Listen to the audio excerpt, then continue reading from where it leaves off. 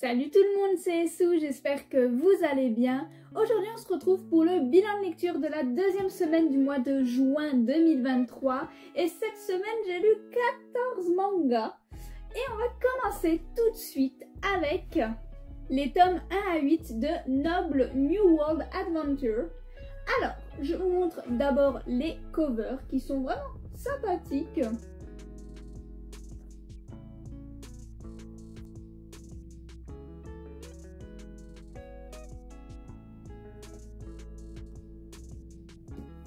Et les deux derniers. Voilà. Alors, je vous mets le résumé du tome 1 juste ici. C'est édité chez Komiku le 11 juillet 2019. C'est un shonen et l'œuvre est toujours en cours actuellement. Le tome 9 est sorti il n'y a pas trop longtemps. Malheureusement, je ne l'ai pas encore, donc je suis un peu triste parce que j'ai beaucoup aimé en fait ces 8 tomes qui se sont lus à une vitesse incroyable, hein. Il faut que je le précise. Bon, vous avez eu le résumé du tome 1, hein, mais du coup on a un homme qui meurt de manière ultra brutale dans le tome 1. Vraiment ça dure 2 pages et c'est direct en fait. C'est vraiment, il sauve 2 jeunes filles, se fait planter, paf, il se réveille, c'est un enfant. C'est hyper violent, je vous avoue que ça m'a un petit peu choquée au début de la lecture. Enfin, c'était super brutal. Ça arrive souvent hein, dans les isekai hein, d'avoir un micro-moment de leur passé pour voir qu'est-ce qui leur est arrivé pour qu'ils arrivent ici. Mais là, c'était tellement brutal, je vous jure. C'était perturbant. Mais après, voilà, on va le suivre dans sa nouvelle vie. Donc, il va devenir Cain. Qui est au départ un gamin de 3 ans, je crois, au tout début, quand il se réincarne. Et en fait, dans ce monde, quand tu as 5 ans, tu te fais baptiser. Et tu reçois du coup des dons des dieux et tout. Et des caractéristiques, enfin voilà. Sauf que Cain, quand il va y aller du coup 2 ans plus tard, il va recevoir des caractéristiques inattendues, des dons inattendus. En fait, pour être clair, il va recevoir des dons de tous les dieux, ce qui n'arrive jamais en fait. Et il va être surpuissant, il va être tout au niveau 10. Enfin, en fait, il va complètement être considéré comme un apôtre des dieux.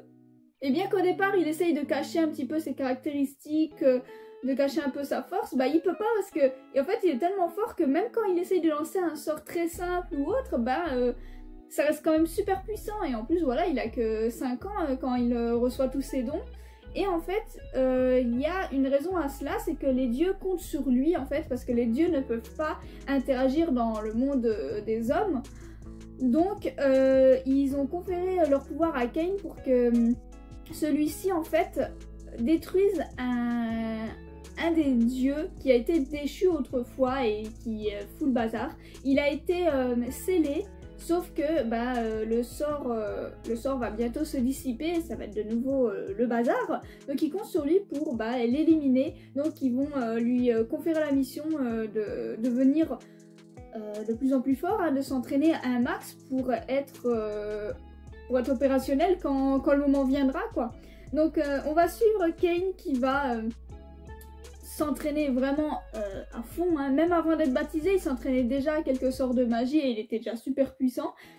Mais du coup, il est over-cheaté le personnage, il fait tout avec une facilité déconcertante. Les personnages tout autour, ils sont choqués parce qu'il affronte des monstres rang SS alors que il a 5 ans. C'est un truc de fou.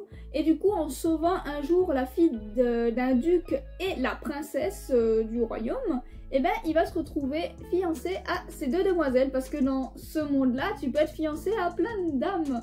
Donc c'est vrai que ça perturbe un petit peu, mais les demoiselles sont vraiment adorables. J'espère que à l'avenir, dans les prochains tomes, on verra les fiancés de Cain un peu plus souvent, qu'on les travaille un petit peu plus. Parce que... je sais pas, je pense que ça pourrait être intéressant quand même aussi de creuser à ce niveau-là parce qu'ils sont quand même fiancés. Au moment où j'ai lu la lecture, il en a 3 maintenant de fiancés. Et j'ai vraiment envie d'en voir un petit peu plus en fait sur leur relation à eux, qui développent un petit peu ça. Parce qu'en plus, normalement, c'est avoir enfin annoncé les fiançailles alors que de base, c'était caché. Mais ils l'ont pas fait finalement, enfin on le voit pas, donc j'espère que ça va être un peu plus travaillé de ce côté-là. Sinon Cain, bah du coup au départ il cachait ses caractéristiques, mais les gens ils vont bien voir qu'il y a un problème avec lui. Donc il va finalement, bien plus tard, hein, expliquer ce qu'il est, comment il s'est retrouvé ici, et il va montrer ses compétences. Et les gens vraiment ils sont choqués parce qu'en fait, si Cain le veut, il peut prendre possession du monde en fait. Il est overpuissant, même les rois devraient se soumettre à lui. Mais heureusement Cain n'est pas comme ça, c'est vraiment un super gars qui prend vraiment soin des autres et franchement il est génial ce garçon, j'aime beaucoup son caractère, il est très altruiste, très généreux. Et en fait, quand il va sauver la fille du duc et la princesse, il va se faire accorder un rang de baron, ce qui est extrêmement rare parce qu'en fait, lui, c'est le troisième fils de sa famille, donc il aurait hérité de rien du tout, le pauvre. Et en plus, bah, un gamin qui chope un titre, bah, ça n'arrive jamais. Donc c'est vrai que c'était super cool pour lui, il va même avoir une demeure. Et en fait, quand ils vont ensuite découvrir ses caractéristiques et tout, et voir tout ce qu'il entreprend, et ben il va même passer au rang de vicomte. Donc on peut dire que le mec il va monter comme ça dans la société, bah, c'est juste incroyable. C'est assez fun de le suivre parce que tout a l'air si simple quand ça vient de lui. Il arrive à vaincre des monstres avec une facilité déconcertante et à côté c'est vraiment un bon gars. Et on va même lui accorder une ville donc à gérer et franchement il fait de son mieux. Et c'est trop cool de le suivre. Et en fait, bah, t'as juste envie de lire la suite. C'est pas forcément l'œuvre la plus originale dans le domaine des isekai, mais franchement, ça se laisse lire avec une facilité déconcertante. C'est super intéressant. Cain est vraiment attachant. J'ai juste envie de voir ses fiancés un peu plus développés. En fait, je voudrais bien voir leur lien un petit peu se creuser un peu plus. Si vous aimez les isekai en général, franchement celui-là il vaut grave le coup d'œil, donc je vous le conseille. En plus il y a l'animé qui vient de sortir il y a vraiment pas longtemps, donc faudrait que je le regarde. Mais voilà, si vous voulez peut-être vous faire une première idée avec l'animé, bah foncez. Après je sais pas ce qu'il vaut, hein, je l'ai pas vu, donc je sais pas s'il suit parfaitement le manga ou pas, je l'espère. Parce qu'en tout cas le manga est vraiment très très bon. Et puis les dessins ils sont trop choux aussi, genre Cain, il est trop mignon.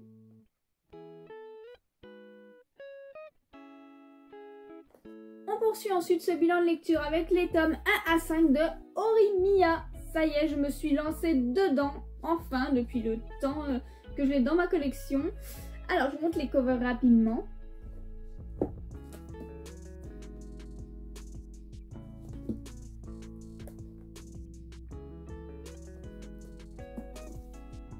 Voilà, je vous mets le résumé du tome 1 juste ici. C'est édité chez Nobinobi. Le 19 janvier 2022, c'est un shonen. L'œuvre est en cours actuellement, le tome 11 sortira le 12 juillet. Et il faut que je me dépêche du coup de me prendre la suite pour me mettre à jour parce que j'ai plutôt bien aimé. J'avais un petit peu peur hein, avec Horimiya, c'était un petit peu qui tout double parce que je sais qu'il y a des gens qui adorent hein, de manière générale. Et j'avais un petit peu peur en fait que ce soit surcoté. En tout cas, j'ai passé un bon moment durant ces 5 premiers tomes. On a vraiment deux personnages qui ont des personnalités assez différentes. Hein. On a une petite Ori qui est ultra populaire à l'école, qui est toute mignonne, mais à la maison, en fait, elle s'occupe, au départ en tout cas, pratiquement tout le temps seule de son petit frère, qui est vraiment en mode mère au foyer, en fait, qui est totalement démaquillée, totalement décoiffée, qui essaye de faire de son mieux, qui sacrifie un petit peu sa jeunesse quand même, et elle est sortie entre copains pour prendre soin de son petit frère.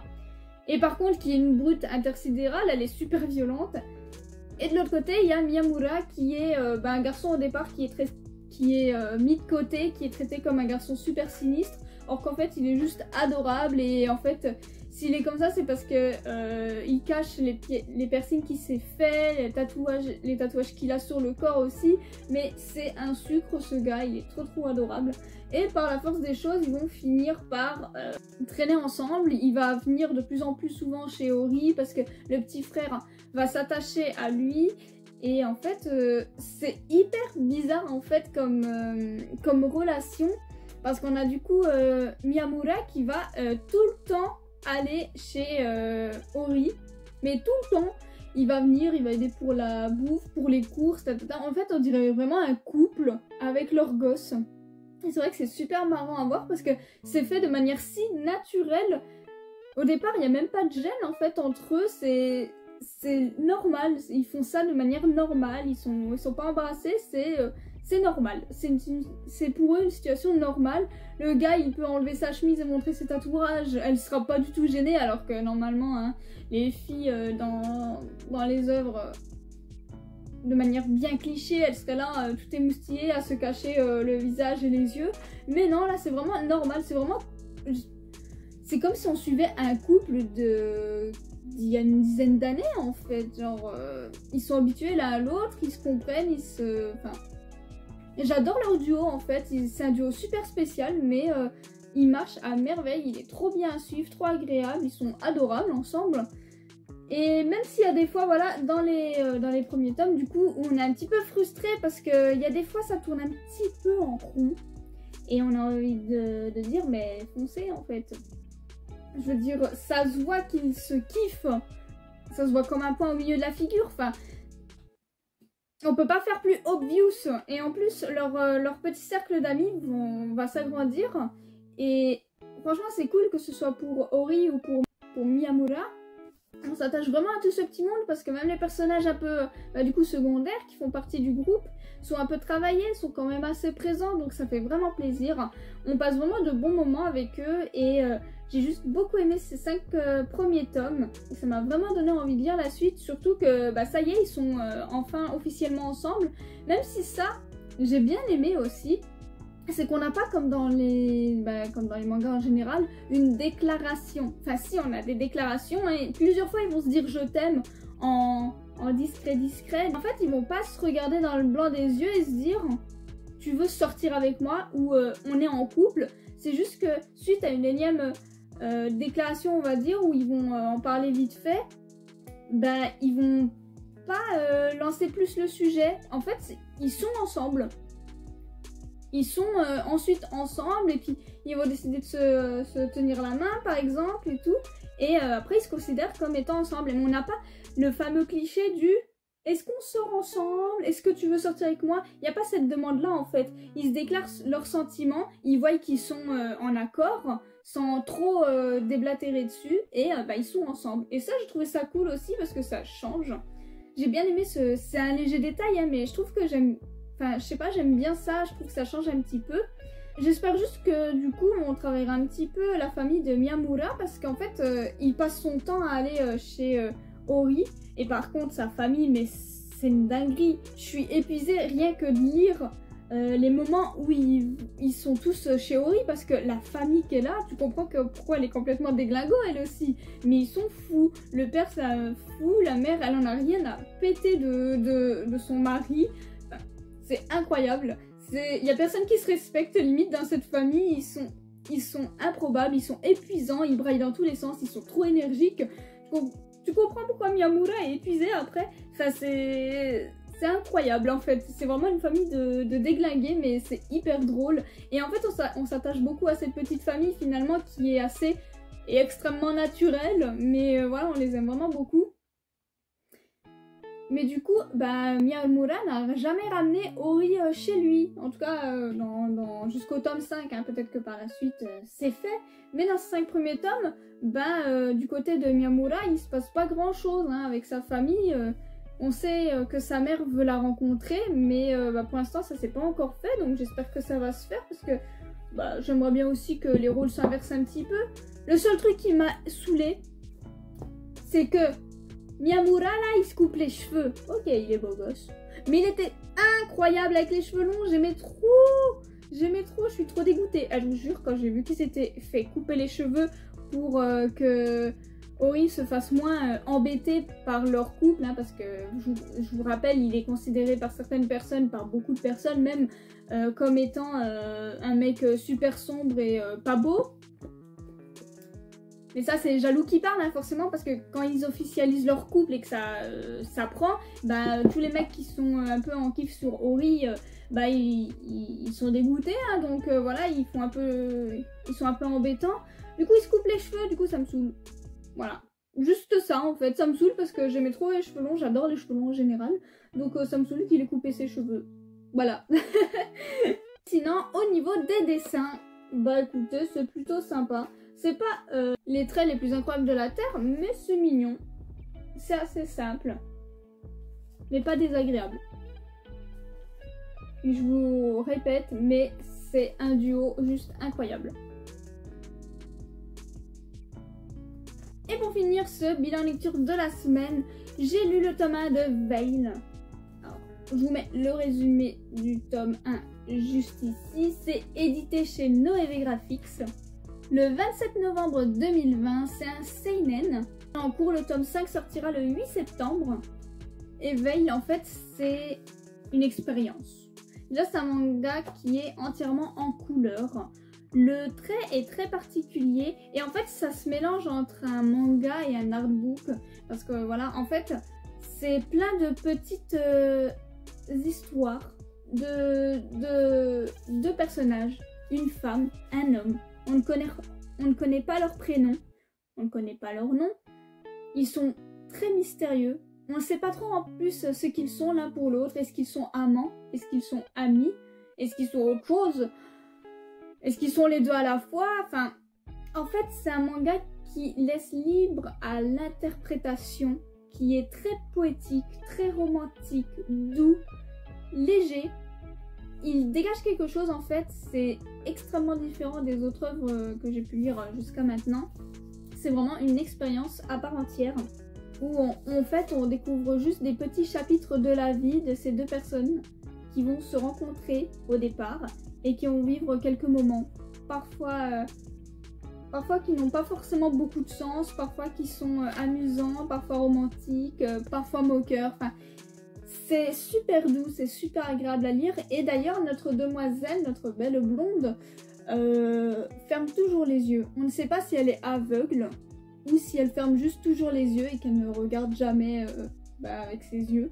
Donc c'est vrai que c'est assez intéressant, en fait c'est très mystérieux et ça laisse libre cours à notre imagination et j'aime beaucoup. J'ai envie de lire les autres tomes pour voir jusqu'où ça va aller, quelle autre chose on a à nous raconter sur ces deux personnages qui sont extrêmement mystérieux, extrêmement discrets et extrêmement attachants, mine de rien. On n'a pas beaucoup d'infos, mais ça n'empêche pas le fait de s'attacher très très vite à eux. Et j'ai très envie de lire la suite, de découvrir la suite, de creuser ce petit univers entre ces deux personnages, entre elle et lui. Je vais vous montrer un petit peu du coup l'intérieur. Donc voilà, ça se présente comme ça, c'est en couleur, toujours dans des tons un peu jaunes comme ça, en fond.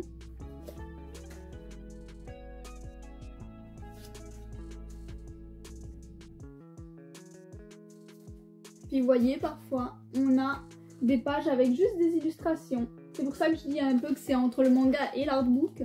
C'est vraiment très joli, très spécial. Et j'aime beaucoup en fait. Bon, ça sera peut-être pas adapté à tout le monde, hein, parce que comme je vous le dis, c'est assez spécial. Mais moi, personnellement, j'aime beaucoup. Et c'est ainsi que se termine cette vidéo bilan lecture de la semaine. J'espère qu'elle vous a plu. N'hésitez pas à me dire vos lectures de la semaine et si on a des lectures en commun ou non.